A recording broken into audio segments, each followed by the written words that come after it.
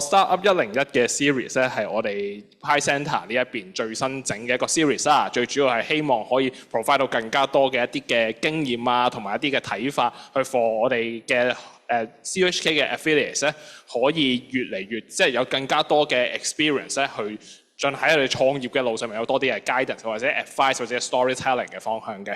咁所以呢個 series 之後將會有譬如話今日咁啦，就係一啲成功個案分享啦，亦都可能會有一啲嘅特別嘅 training， 就好似上一個 event 咁樣，就會係講翻話可能報稅啊，同埋幫僱員申請 MPF 嘅呢類型嘅嘢啦。嚟緊可能亦都有啲 legal course 亦都係 related to 呢一件事嘅。咁所以就可以 stay tuned for this series of episodes 咁樣啦。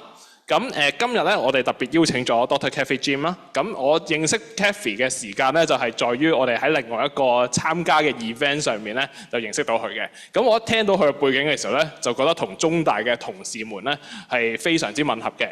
咁中大我哋而家成日講緊話創新科技，咁我哋要做初創，即係技術就做初創。咁好多教授都表示，係啦，我哋都需要叫啲學生去一齊幫我手做初創。教授始終係忙啦，咁所以佢亦都冇乜時間去做。咁最容易就將呢個重任就交託俾佢最信任嘅一啲嘅 postdoc students 嘅。咁但係作為一個 postdoc student，突然之間就被委以重任，咁點算咧 ？Kathy 嗰陣時就同我分享咗少少，咁我就覺得呢件事非常之有趣喎。咁我哋所以就邀請咗 Kathy 過嚟去講下佢呢一間公司 RCOO 呢一間公司，佢點樣去做成 RHT 同埋 BMola 呢啲機型嘅品牌。咁當然背後亦都有好多嘅情況發生過嘅。咁我哋今日就想聽下呢個故事啦。咁同埋就想聽下 Kathy 嘅分享，同埋佢會用一啲 tips 俾翻我哋嘅同事，就係究竟我哋會可以點樣做咧？到我哋而家喺呢個 situation 嘅時候就係咁啦。咁歡迎 Kathy 過嚟。Thank you， 多謝晒，多謝你嘅介紹同埋intro 啦。咁啊成功就唔敢講啦，係啊，但係真係做公司啦、創業啦，都多過10年嘅經驗啦。咁所以今日主要就係同大家分享一下咁嘅。咁今日大家都想即係 easy 啲嘅，唔使咁 formal， 即係啦，係輕鬆少少咁樣嘅，係啦。咁大家睇到啦，專登都揀咗呢一張相，就係我當年科大啊嚇，我哋係科大 spin-off 公司嘅。科大我着 lab 嗰張相嚟嘅。咁其實可能你見到我哋嗰個即係所謂成個PowerPoint 下邊有個 Breathe to Believe， 可能大家都估到我哋公司大概係做啲咩㗎啦。咁其實我哋公司咧就係做啲 air related 嘅一啲嘅 technology。咁今日就真係唔敢講教大家，但係就真係分享一下我過往有啲咩經驗啦，有啲乜嘢起起落落跌跌碰碰啦。咁都知道其實可能大家都係 startup 公司，其實有好多時都係好迷失嘅。其實真係喂，到底我要搞啲乜嘢？到底要做啲乜？下一步要點？其實都係唔知嘅。咁所以都係當然就好坦白嘅，每一間公司條路都係唔同嘅，唔會有話所謂有個黃金嘅定律，你咁樣做就一定成功㗎啦。咁如果有我都跟咗啦，係啦。咁但係基本上就係我諗大家都會有啲 similar 嘅地方嘅。咁啊今日簡單分享一下啦，係啦。咁都係嘅。完咗之後啦，咁我諗我可能講20分鐘左右啦。咁跟住留翻多少時間，如果你哋有問題啊，想要知多啲啊，都 feel free to 去傾咁樣嘅。我盡量令到自己唔好咁長氣啊嚇。係啊，咁簡單介紹下自己先啦。我係 Kathy， 係啦，咁就PhD in Chemistry 啦。香港科技大學化學系畢業嘅，係啦。咁其實我當年咧就好似啱啱介紹咁樣啦。我哋當年喺我哋呢個技術其實係當年化學系啦同 Mechanical Engineering 兩個 department 去 join 去研發咗一個技術出嚟。咁後邊會講少少啦。咁係啦，咁跟住就咁多年嚟就一路好積極，由我成日都同人講呢份係我第一份工。係啊，因為我 PhD 畢業到依家，唔講幾多，唔話你知我幾多年畢業啦。總之我喺呢個 area 我就有10年加嘅一個 experience 喺度啦，已經咁。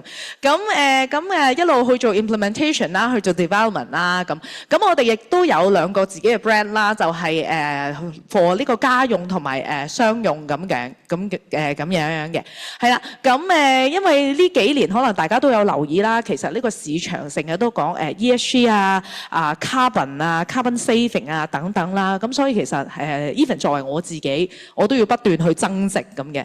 咁所以其實過去其實呢個係舊年攞晒，係啦。咁就亦都 study 咗多啲同 ESG 啊 carbon reduction 相關嘅一啲嘅 qualification 啦，譬如話ESG planner 啊、carbon audit 啊、energy manager 啊等等 related 嘅。咁當然呢啲嘢都係同我公司同我業務係有關係嘅，係啦。我真係唔係亂咁讀一啲嘢係冇關係咁，所以呢個大家都要知道，其實一路進修自己嘅時候都希望係同自己嘅本業係 kind of related 啦咁樣樣。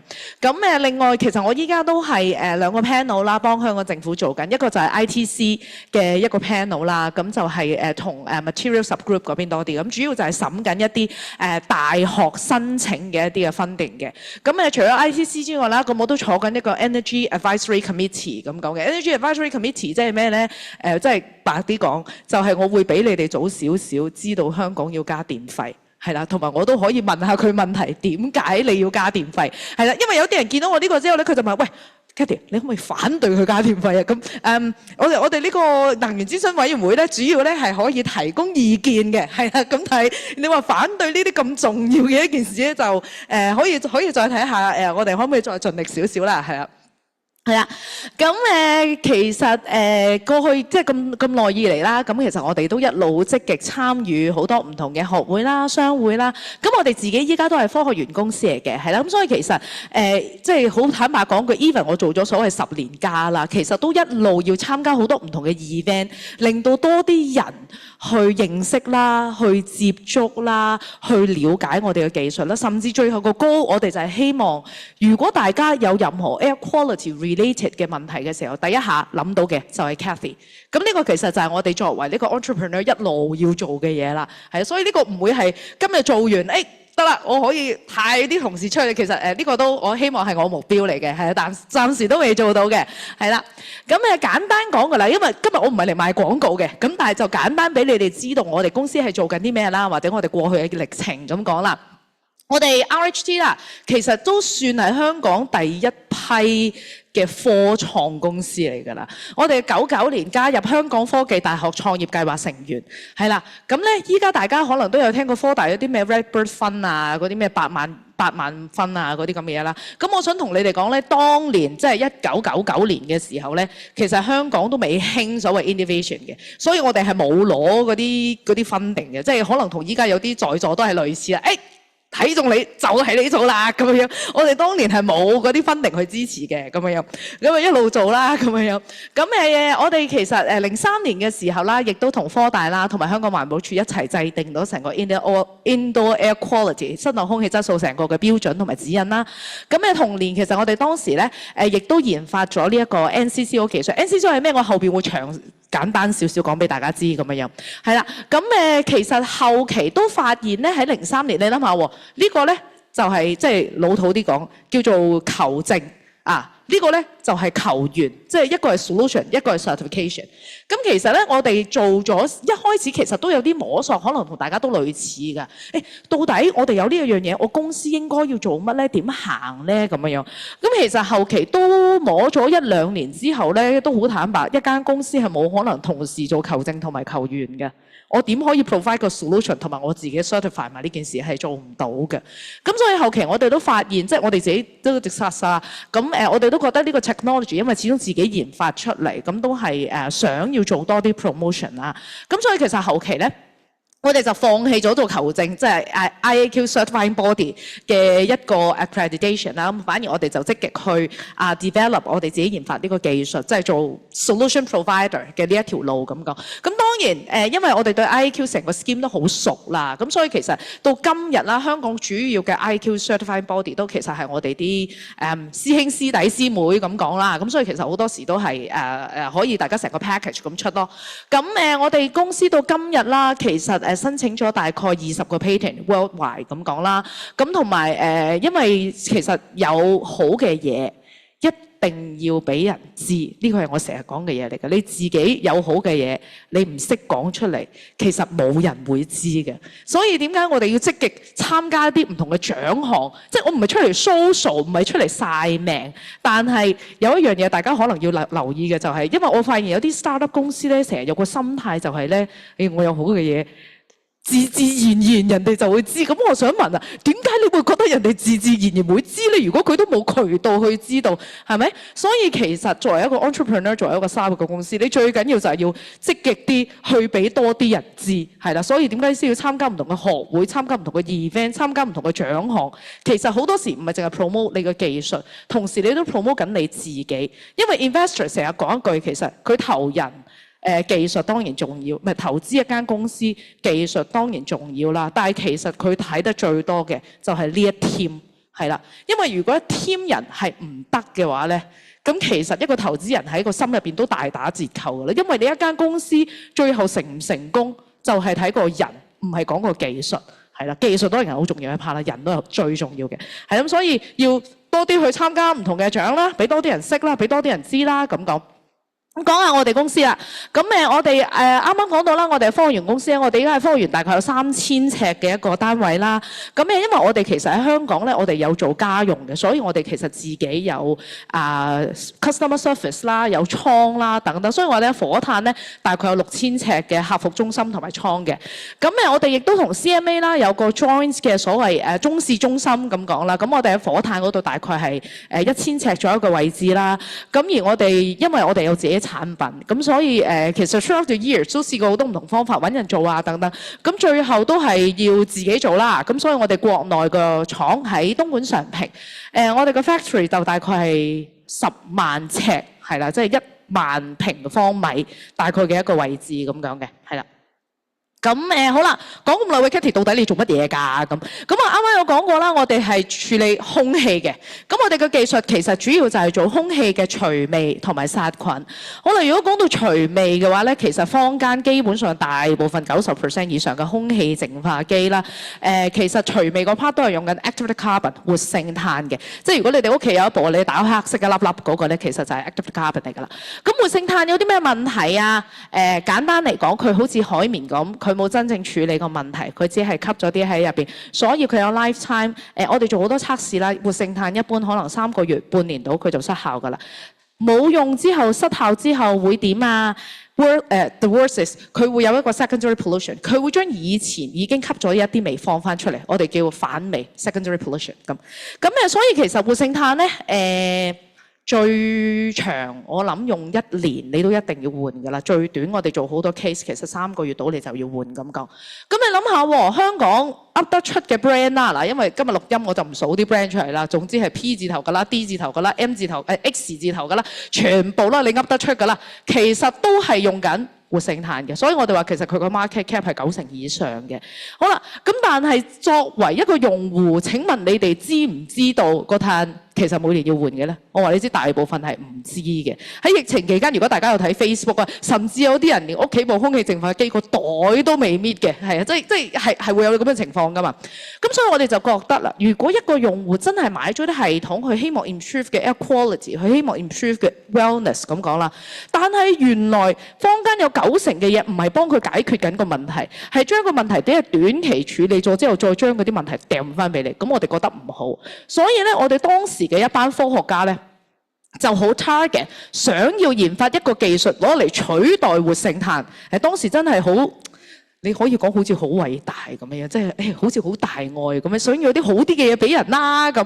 所以點解就研發呢個 NCCO？ 所以我哋研發初衷其實就好似呢度咁啊 ，NCCO replace active carbon。我哋目標一開始去研發嘅方向就希望有啲新嘅技術攞嚟取代活性炭。係啦，咁所以當然啦，我哋研發咗出嚟之後，我哋個技術啦，我哋喺實驗室入邊有效12年嘅，係啦，咁同活性炭比幾個月，咁我哋 lifetime 長好多啦。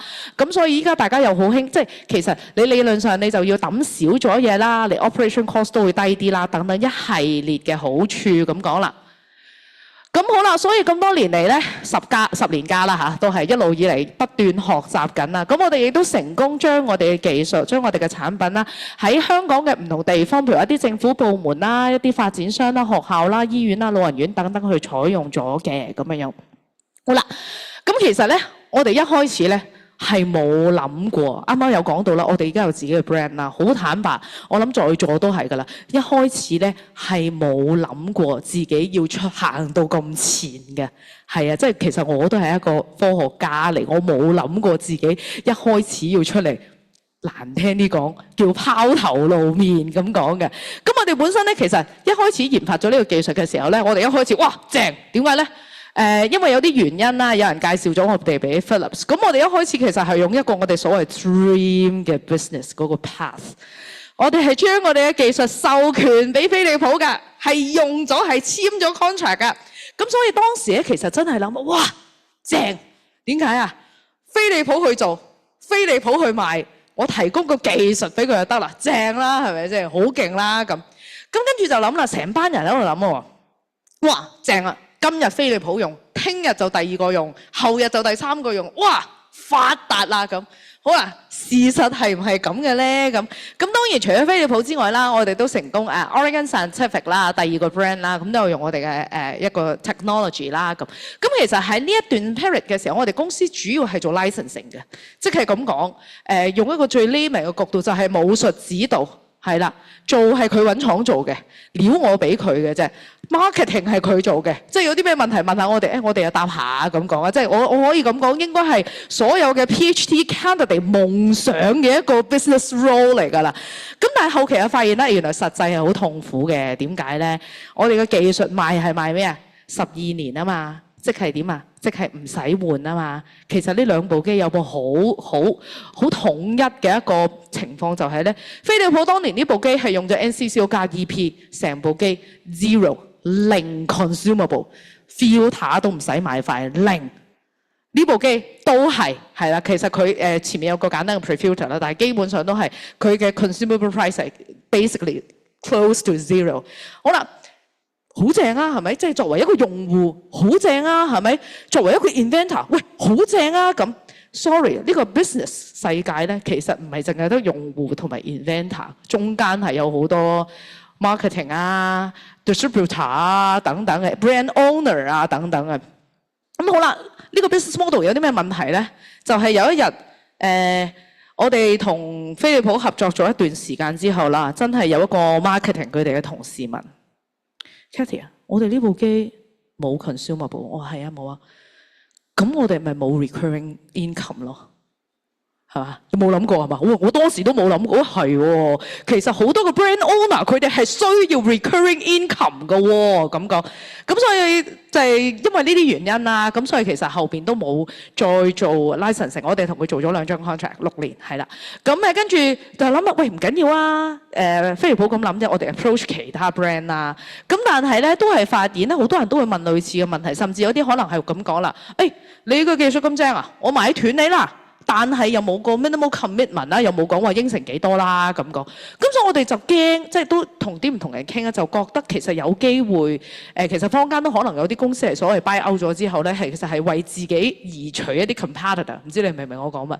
係啦，咁就即係咯。咁所以我哋其實當時都仲係有一股發明家嘅熱血，就想喂咁好嘅嘢，梗係要俾人睇到㗎啦。咁你買斷咗，你又冇 commit 我，咁點算啊？咁所以其實我哋後期都冇再往 royalty 個方向去行啦，咁所以點解先至迫於無奈地咧，就係開始揾啲 OEM 廠做啊，跟住標自己嘅 brand 啊，跟住去推廣啊等等。當然呢個再講落去，我可以講1日嘅，但係今日時間有限啦，咁啊 in short 我就講到呢度咁樣啦。咁但係咧，其實所以咁多年嚟咧，我哋就開始標自己嘅 brand 啦，咁講。咁我哋 Bimola brand 啦，就係我哋 domestic 嘅 product 嚟嘅。咁我哋喺17年開始啦，喺香港開始做 retail 啦。咁我哋依家已喺香港主要零售渠道咯 ，Fortress、Pricerite、Yatta、City Store 上咗架啦。咁我哋亦都會同一啲唔同，譬如話母嬰系列嘅一啲 brand，譬如話 B 得啦，做合作啦咁樣樣。咁我哋亦都有啲海外嘅 exposure 啦，譬如話泰國啊、印尼啊等等，我哋都有啲唔同嘅 development 啦。喺2022年嘅時候，我哋亦都係 best selling 嘅 local brand 啦。咁 RHT 就係我哋呢個 commercial 嘅 brand 嚟㗎啦。咁即係一啲 commercial sector，譬如話一啲嘅地鐵嘅廁所啊、機場嘅廁所啊、一啲食環署嘅垃圾站啊、學校啊、老人院啊等等咧，咁啊一啲 commercial 嘅位，我哋就會用 RHT 嘅呢個 brand 咁講嘅。好啦，咁其實咧今日咧主角唔係我嘅，係你哋嘅。咁只係我啱啱花咗咁長嘅時間就講俾你知，我點樣行過嚟咁講啦。我唔知道今日其實大家都係應該有公司或者諗緊要開公司㗎啦，係咪啊？係啦，點解我咁問咧？其實就係因為咧呢一頁都係好多時同好多後生仔或者同一啲人講，佢哋都喂唔好啦，創科啊好難喎，好遠喎，我點會諗到創科啊咁講？即係其實呢個都係 remind 翻大家啦，唔知大家係咪呢個年代？我唔知你哋有冇見過打字機㗎？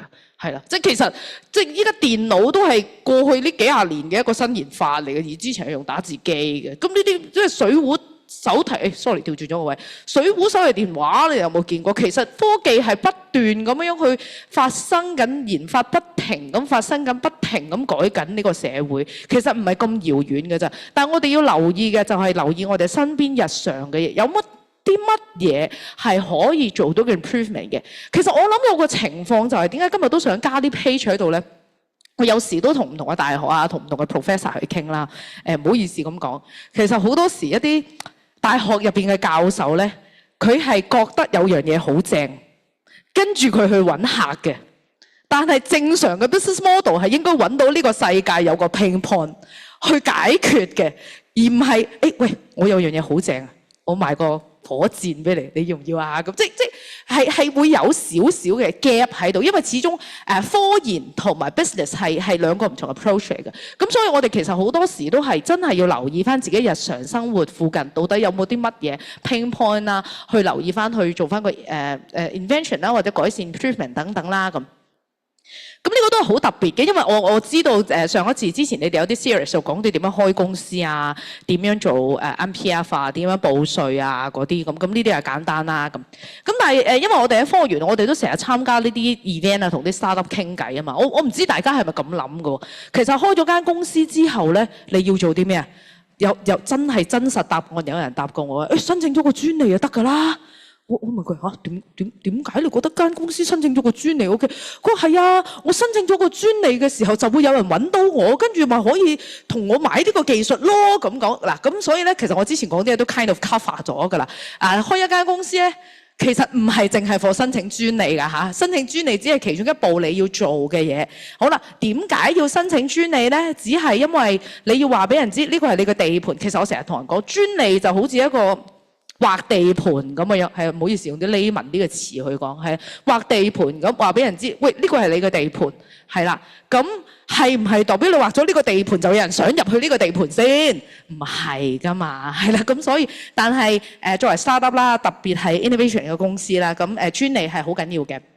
下一步就問啦，喂 Cathy 啊，專利好複雜喎，香港啦、大陸啦、歐洲啦、美國啦、PCT 啦、professional 啦、non-professional 啦、Outlook 啦等等90幾萬樣嘢，到底我要點樣申請啊？嗱，其實呢個咧都係有個學問喺度。咁今日我就唔係嚟教大家專利啦。咁但係其實呢啲你哋都要留意嘅。最簡單嚟講，咁你哋一開始未諗到嘅，咪可能申請咗個 PCT 先咯。咁就可能對 worldwide 有個 protection。咁跟住你真係要揾咗你個 market 之後啦，其實所有專利咧都係 local 國家性嘅。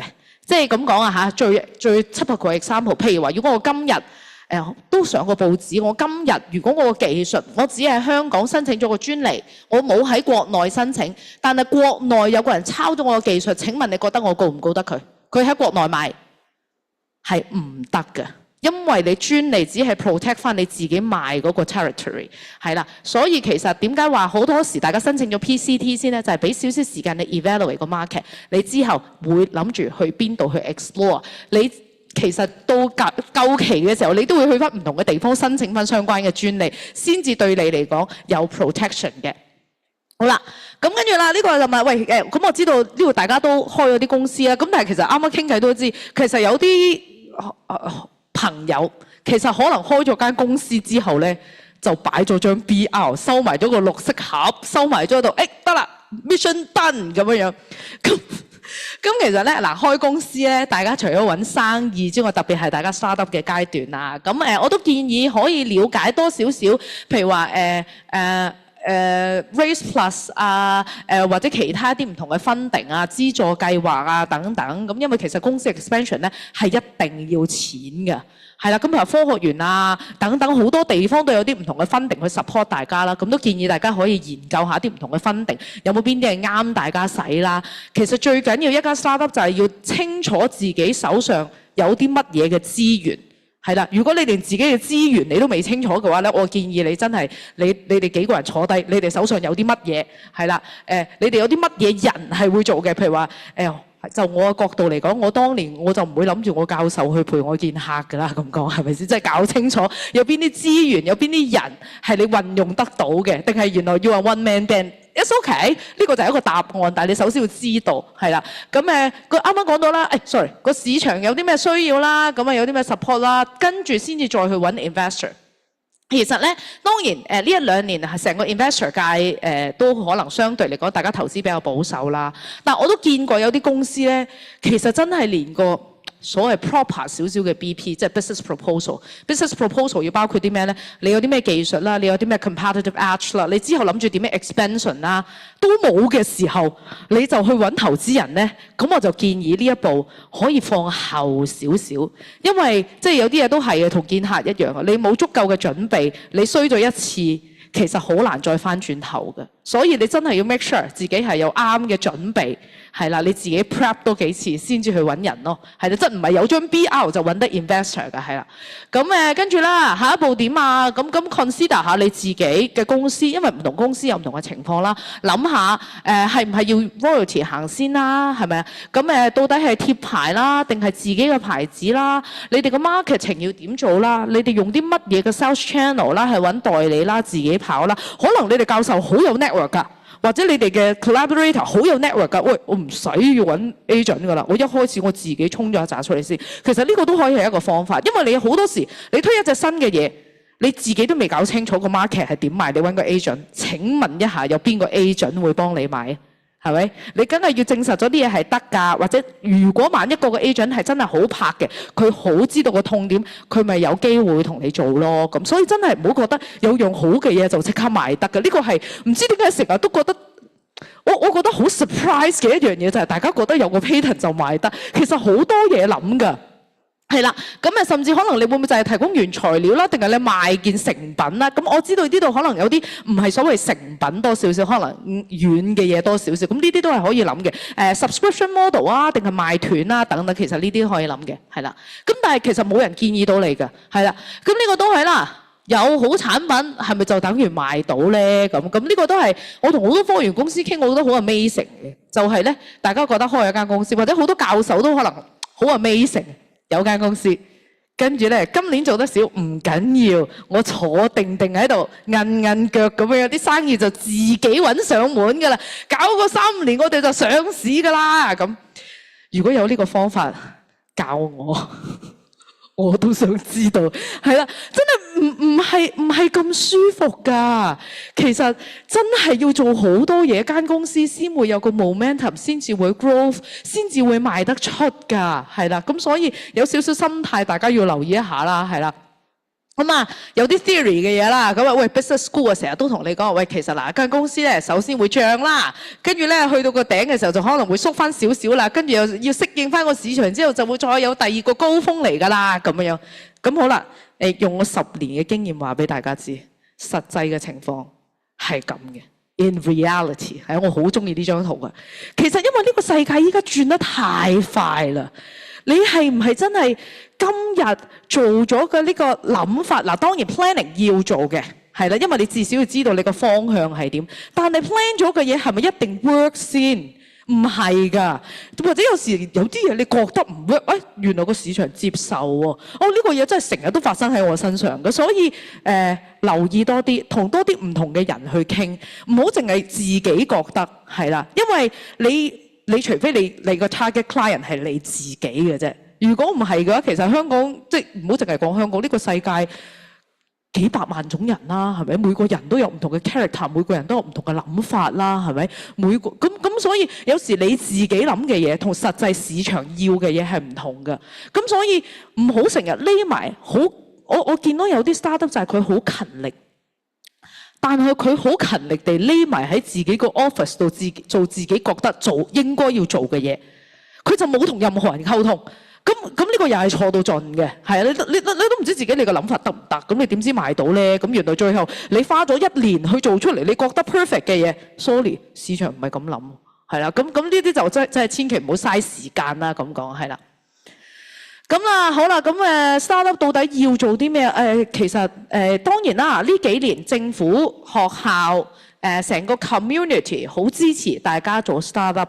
香港亦都係作為一個國內嘅一個即係所謂產學研啦，一個做我哋未來嘅定位，亦都係同創科有關，我哋成日搞錯呢個字，創科有關啊咁。咁但係唔係你開咗間公司啊咁多，政府又俾錢你啊，科學園又俾錢你啊，中大係咁俾錢你啊咁咧？唔係嘅，係啦。咁所以搞清楚自己要啲乜嘢。譬如話諗清楚你嘅 market 係啲咩啦，你嘅 target customer 係啲咩啦。啱啱講到啦，其實專利只係其中一 part 嚟嘅啫。你有咗個專利之後，當然有啲嘢可以同時進行嘅咁。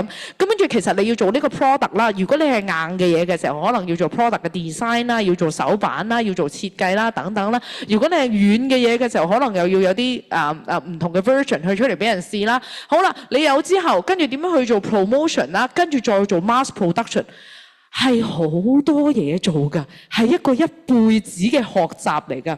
所以如果你有啲 partner 係做咗幾廿年生意嘅，我恭喜你，因為你可以 ride on 佢嘅一啲嘅 resources， 佢嘅一啲嘅經驗，你會慳咗好多嘅時間，係啦。但係如果唔係，你成 team 人都係 fresh 嘅話咧，真係聽多少少人講嘢，留意多少少呢個市場，知道呢個市場要啲乜，行緊啲乜，係啦，即係千祈唔好原來你搞完一樣出嚟，你覺得好勁，原來市場已經有㗎啦。呢個係其實我成日都發現嘅嘢嚟㗎，係好 amazing 㗎，係啦。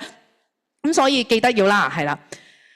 咁大概今日，sorry， 原來我講過咗鐘啦，都係啦。咁今日大概做個簡單嘅分享啦。我係 Cathy， 係啦。咁歡迎，如果有啲咩問題，隨時再嚟 contact 我。Thank you， 多謝咁多位。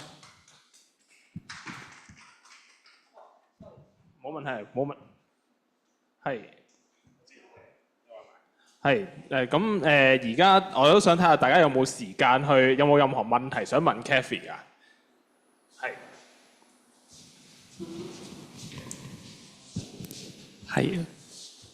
係非常之好嘅一個分享，學到好多嘢。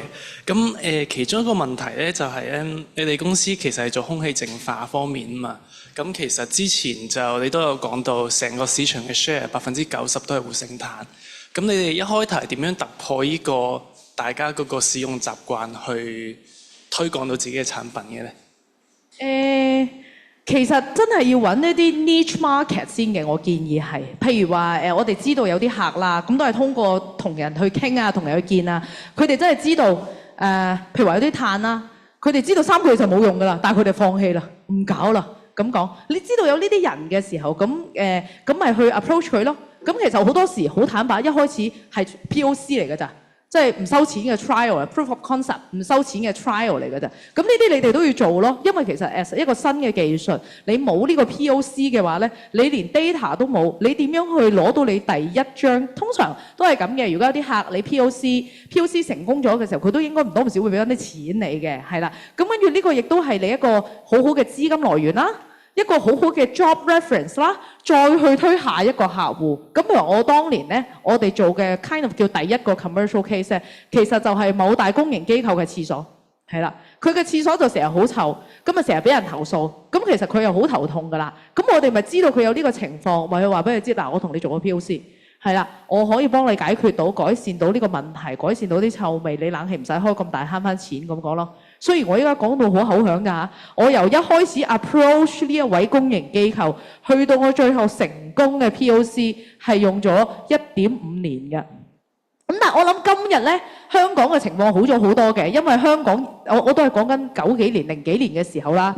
當年其實實際嘅 result 係我曾經聽過有個客真係同我講：香港技術，香港有技術嘅咩？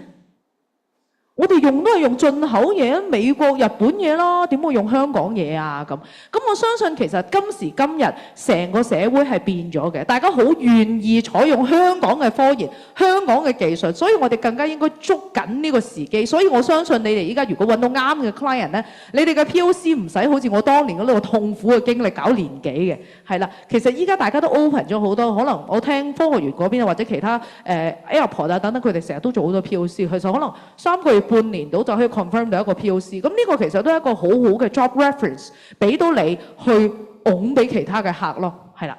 Thank you。Thank you，唔該晒。可唔可以？係，多謝你嘅分享。可唔可以講下咧？點樣去設計啊、生產啊？即係你哋仲有個廠咁樣係點樣做嘅？同埋你哋個技術應該咁正嘅話咧，有咩原因仲未即係可以佔到即係多過10% 嘅市場份額？嗱，都係呢個情況啦。product 嘅 design 啊等等咧，咁其實真係當然要有啲經驗嘅 engineer 啦。咁所以其實我哋依家咧係有product engineer 啦，有 mechanical engineer 啦，有電子嘅工程師啦。跟住你點樣去起一個模，我哋都有雙方面嘅工程師。其實係一 team 人去做嘅。咁所以點解我哋依家間廠就有唔同嘅人去做翻唔同嘅嘢，去所謂設計一個產品出嚟咁樣啦，係啦。咁好啦，答翻你呢個問題咧。嗱，雖然我都係講我不斷咁學習去進步嘅，但係其實我成日都同人講，其實我哋公司咧唔係一間 sales 公司嚟嘅，其實真係唔係，因為我係睇成個 sales team 嘅。呢個我認真同人講都係呢個情況。你覺得我好 sales？Sorry，as a PhD or as 一個研發家，我算係好 sales，but to real sales，I'm not even close to that。係啦，所以點解其實我哋真係要揾多啲唔同嘅 collaborator？係啦，譬如話疫情呢段時間，好多人覺得喂 Katie 你發達啦咁講。Well, I'll tell you yes and no。疫情令到我哋成個 business 其實繼續留咗喺香港，所以香港嚟講 ，I can tell you， 如果淨係計香港，我一定係超過10% 嘅。但係如果你計 worldwide 嘅話，因為 worldwide 好多譬如話其他 industrial application 啊等等，主要都係用緊活性炭，係啦。所以其實我哋而家我哋都好積極去開拓海外嘅渠道，揾多啲唔同嘅 collaborator， 令到一個香港嘅技術可以走得更遠。所以你啱啱睇到其實我全部嘅 case。基本上大部分都係香港嘅，係啦，咁就係因為疫情呢幾年對我哋嚟講係有好有唔好，令到我哋困咗喺香港啦，一啲 overseas 嘅 development 停晒啦，一啲嘅 logistic 等等啦，咁所以其實我哋都希望喺今日叫疫情2年咁講 kickstart 翻成件事，令到去參加多啲唔同嘅 exhibition 啦，去多啲唔同嘅 event 啦，去explore overseas 嘅渠道咁講咯，係啦 ，thank you。Hello，我有2個問題嘅。係啦，算係2個問題啦。第一個咧就係啲好早期嘅問題啊，我唔知我可以問幾深，因為嗱我聽到你講咧，你係科大嘅PhD 啦。咁但係最初你嗰個潔淨空氣嘅呢個 technology 係你公司嘅 development 咧，定係科大嘅 development 咧？你呢個問得非常之好，但係你問埋第二個問題先，sorry。係。咁如果係咁嘅話，你嗰陣時係即係我幾想知道嗰陣時你嘅嗰個專利係歸邊個啦？咁然之後你 license 嘅時候又遇到啲乜嘢嘅情況？你係點樣 license 出去啊？咁科大有冇個 role 喺裏邊啦？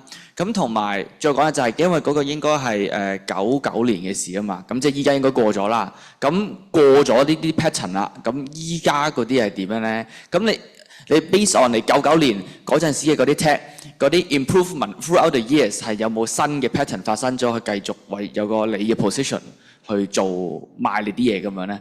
咁係啦，即係起碼咁樣先啦。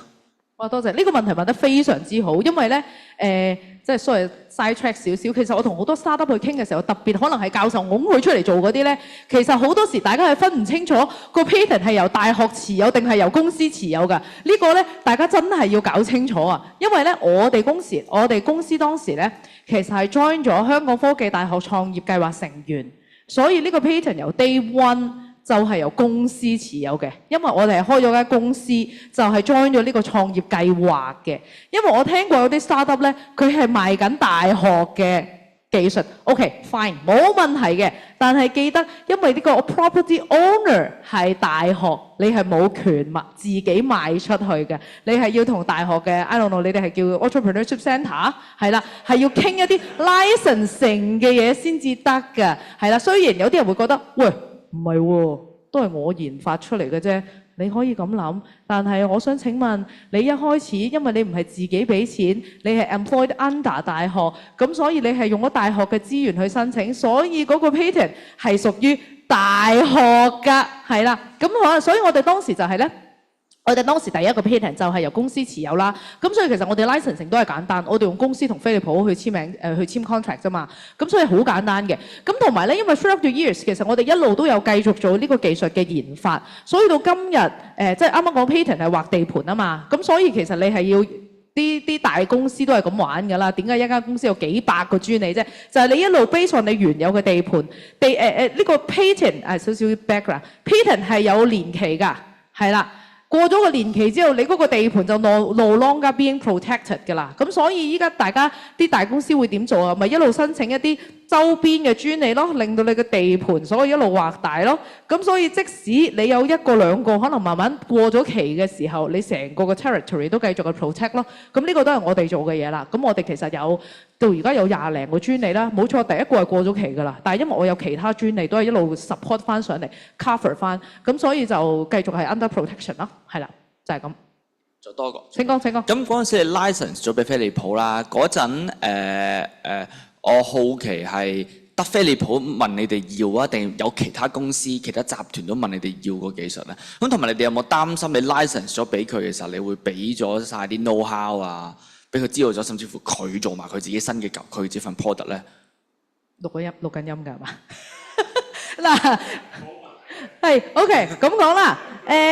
嗱，第一答翻你呢件事就係咧，我哋當時冇諗到咁長遠嘅。真係冇諗到咁複雜嘅，淨係諗住舒服正好咁啊，同飛利浦簽啦。我哋係一個三方嘅協議嚟嘅，因為飛利浦自己係冇廠嘅。咁我哋就係飛利浦個 brand 啦，佢揾咗間廠啦，再同我哋嘅技術去簽，係啦。咁所以咧，佢揾呢間廠去做呢一隻嘢嘅時候，就要用我哋嘅技術。咁我哋係每一隻同佢計錢嘅，係啦。咁跟住，所以當時有冇擔心？真係冇諗過，因為唔識，係啦，只係覺得正，係啦。第三就係。我哋當時啦，其實因為申請專利都係需要啲時間啦，咁有啲可能 ground 咗，有啲係可能in the progress， 咁譬如話美國嗰個就係 in the progress 啦。我哋喺嗰段合作嘅期間係唔知點解不斷有一啲好喺美國好大嘅律師樓係對我哋嘅 patent 進行反。係啦，咁當然我哋都係會繼續去使啲錢去繼續去反對翻，即係答翻佢嘅問題，去 keep 翻我哋個專利啦。咁呢個 progress 都搞咗幾年嘅，都使咗我哋一啲嘅錢嘅，咁講咯。係啦，咁所以其實你問我有好有唔好啦，係啦。咁嗱都好好嘅，我哋最後 patent 係 ground 到嘅，都係證實我哋都夠實正嘅。咁但係其實會有呢啲情況出現咯，係啦。Thank you。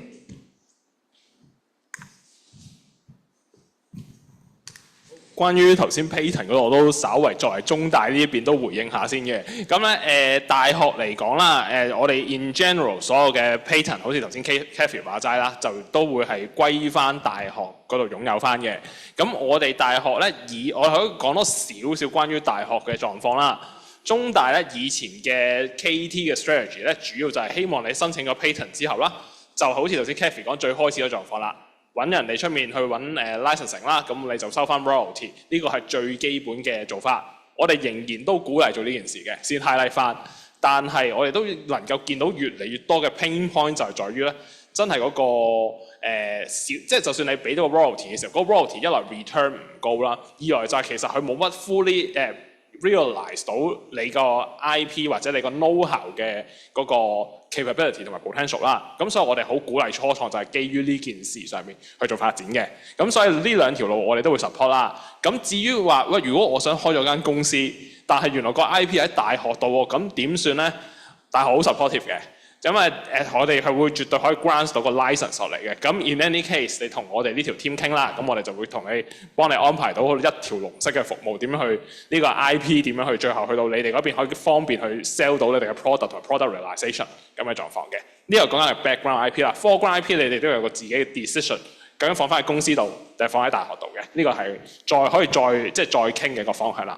咁另外我都想問 Kathy 一個問題嘅，因為有一個咧就係我哋中大團隊經常問我哋作為 Venture Acceleration Team 經常被問到一個問題，我想問翻你哋嘅意見就係，好啦，我係一個啱啱開始出嚟開間公司 startup 嘅 founder， 我又想有自由度，但係跟住我而家望住我一大堆咁多嘢要做，好驚啦。咁跟住我第一件事諗嘅就係話，我諗我要請多啲人嚟幫手啦。咁但係我應該考慮請啲咩人先咧？但係我請人嘅時候我又冇錢喎，即係我要俾 shares 佢啦。咁我俾幾多 shares 咧？你應該都經歷過呢個問題，可唔可以講下你當時嗰段時間嘅心路歷程同埋嗰陣時點樣做嗰啲嘢？首先係唔係全部人都要自己請呢？咁其實咧呢個都可以大家諗清楚嘅。依家其實都好多公司啦，係可以提供 service 咁講㗎啦。咁所以有啲當然好 key technology development 嗰啲，你哋要自己請啦。但係其實好多譬如話做手板啊、做設計啊等等咧，其實可以唔使自己做㗎啦。咁你俾人做，你就首先。即係白啲講啊！你哋請一班人，我都相信係唔識設計產品㗎啦。你自己請一班人出嚟去設計你想要嘅產品，但係你唔識設計產品咧，咁呢啲我哋應該係更好地運用自己嘅資源，包括時間同埋錢，係啦，揾啲專業嘅公司，揾啲做開嘅公司幫你哋做。咁啊，呢個係其實就係可以 ride on 人哋嘅經驗去達到你想做嘅嘢啦。呢個第一啦。咁第二就係咧，其實大家都要知道咧，呢個世界係有好多唔同嘅專業，因為我上個禮拜其實就名就唔好講啦。我上個禮拜啱啱有人介紹咗我係一個美國翻嚟嘅教授，佢有個好正嘅技術，佢認為應該可以攞到諾貝爾獎㗎啦。咁佢依家成 team 人，佢同我講有5個人。我話其實喂，Overall 你都好正啊。咁你其實點做 marketing 啊？我哋唔需要 marketing， 呢個係佢咁答我。我唔需要。跟住我個係已經呆咗㗎啦。跟住但係咁我轉一轉我問題，我話咁你都要俾多啲人知㗎。你有冇諗住請個人翻嚟幫你整理下你對外嘅宣傳嘅物料咁講？我唔會請啲讀 marketing 嘅人嚟幫我賣嘢㗎。幫我整我 promotion 嗰啲嘢，一定係好熟我呢個技術嘅 PhD 學生，我先信得過佢。好，加油！俾心機係啦，咁所以咧真係嘅，以上係真實對話，名我就唔開啦，係啦，所以咧大家了解係一個產品嘅成功係需要有唔同嘅專業嘅，有啲俾人做啦，有啲自己做啦。如果真係譬如話要講到要分去 commission 啊，唔係 sorry 分 shares 啊嗰啲咧，咁主要都係 key 嘅 team member。所以其實頭先都講啦，大家要搞翻清楚邊啲係 key member。有時可能我哋有啲partner collaborator 點解要俾啲股份佢？可能係因為佢有 market 嘅。係啦，即係佢可能有 resources 嘅，係啦，咁有啲可能係佢有 knowledge 嘅，咁真係要搞清楚。因為我都聽好多公司，其實就可能一開始難聽啲講叫分贓不勻，係啦，實際啲講就係大家唔好諗咁多啦，做咗先啦，咁講你有幾多又冇講，佢有幾多又冇講，做成咗先算啦，咁講呢個咧唔好意思咁講，其實咧我聽10間入邊有7間半都係嗌交嘅。係啦，跟住又拆夥咯，跟住又有雙胞胎出現咯，咁講，咁呢啲其實係唔好嘅，唔係話大家市儈，但係我都建議喺開一間公司之前啦，大家傾清楚邊啲人係出錢嘅，邊啲人係出時間嘅，邊啲人係出資源嘅，因為有啲可能佢淨係喂得我唔做㗎，總之我淨係做個 silent investor 冇問題嘅，有好多唔同嘅合作機制㗎。咁但係至少如果一齊做嘅同唔係一齊做嘅，應該要搞清楚分工，就無謂到之後大家會有唔同嘅分嘢啦，係啦。係，因為呢一樣嘢都我哋都經常收到呢個 information。即係另外一個 related， 但係又有啲關係咧，就係 valuation 嘅。咁其實 valuation 亦都係我諗背後先講翻簡單啲，一間公司分 shares 度，呢度都想做啲簡單嘅 comment 啦，就係、其實好似頭先 Kathy 話齋，可能即係要 define 清楚邊啲係一啲嘅 core 嘅 co-founder 啦，即係譬如話教授一定係其中一位㗎啦，但係教授佢主要提供嘅係 know-how 背後嘅成熟嘅技術資源，同埋可能有啲教授會自己揞荷包自己俾啲錢嘅，呢啲都有聽過嘅。